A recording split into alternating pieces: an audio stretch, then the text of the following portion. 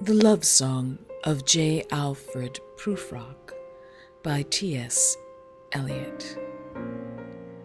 Let us go then, you and I, when the evening is spread out against the sky.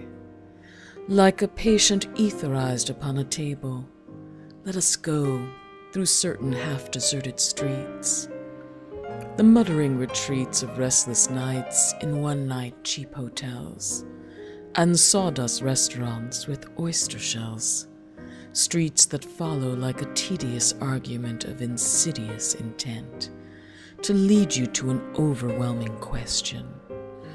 Oh, do not ask, what is it? Let us go and make our visit.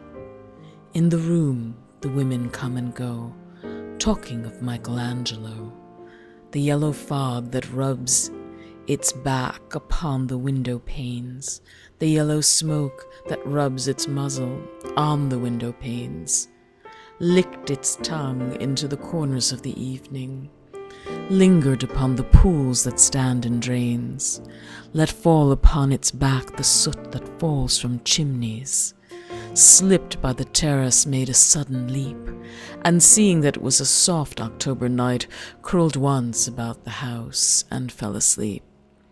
And indeed, there will be time.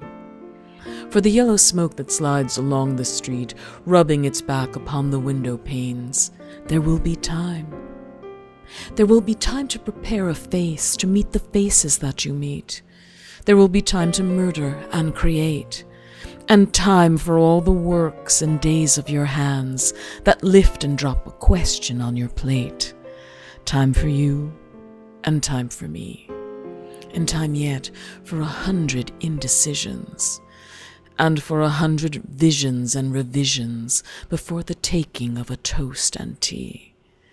In the room the women come and go, talking of Michelangelo, and indeed there will be time to wonder, do I dare, and do I dare?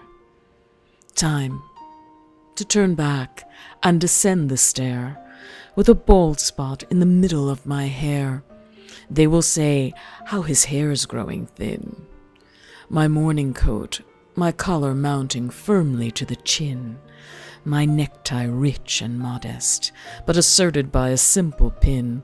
They will say, but how his arms and legs are thin. Do I dare disturb the universe? In a minute there is time for decisions and revisions, within which a minute will reverse. For I have known them all already, known them all. Have known the evenings, mornings, afternoons. I have measured out my life with coffee spoons. I know the voices dying with the dying fall beneath the music from a farther room. So how should I presume? I have known the eyes already, known them all, the eyes that fix you in a formulated phrase. And when I am formulated, sprawling on a pin, when I am pinned and wriggling on the wall, then how should I begin to spit out all the butt ends of my days and ways? And how should I presume?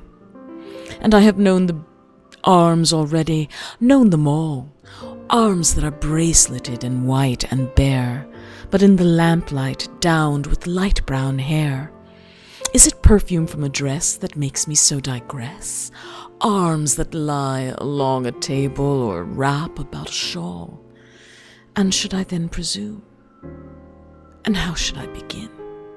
Shall I say I have gone at dusk through narrow streets, and watch the smoke that rises from the pipes of lonely men in shirt sleeves, leaning out of windows?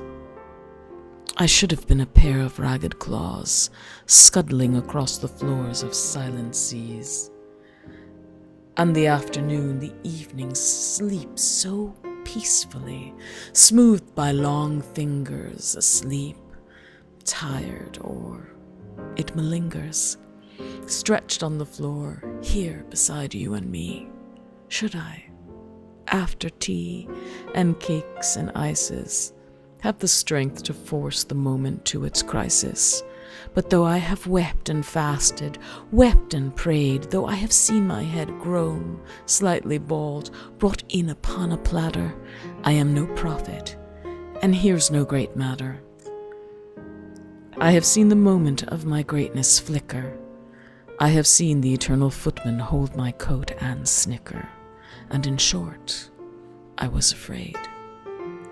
And would it have been worth it after all, after the cups, the marmalade, the tea, among the porcelain, among some talk of you and me? Would it have been worthwhile to have bitten off the matter with a smile, to have squeezed the universe into a ball, to roll it towards some overwhelming question, to say, I am Lazarus come from the dead, come back to tell you all? I shall tell you all. If one, settling a pillow by her head, should say, that is not what I meant at all, that is not it at all. And would it have been worth it after all? Would it have been worthwhile after the sunsets and the dooryards and the sprinkled streets, after the novels, after the teacups, after the skirts, and that trail along the floor, and this and so much more? Is it impossible to say just what I mean? But as if a magic lantern threw the nerves in patterns on a screen, would it have been worthwhile if one, settling a pillow or throwing off a shawl, and turning toward the window, would say, that is not it at all, that is not what I meant at all? No, I am not a Prince Hamlet, nor was meant to be. Am an attendant lord, one that will do to swell a progress, start a scene or two, advise the prince, no doubt, an easy tool, deferential, glad to be of use. Politic, cautious, meticulous, full of high sentence, but a bit obtuse, at times, indeed, almost ridiculous, almost at times the fool. I grow old, I grow old. I shall wear the bottoms of my trousers rolled. Shall I part my hair behind? Do I dare to eat a peach? I shall wear white flannel trousers and walk upon the beach.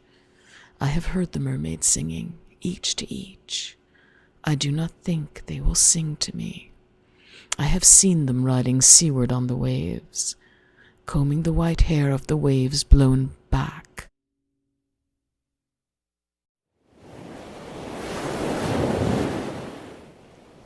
When the wind blows the water white and black, we have lingered in the chambers of the sea, by sea-girls wreathed with seaweed red and brown, till human voices wake us, and we drown.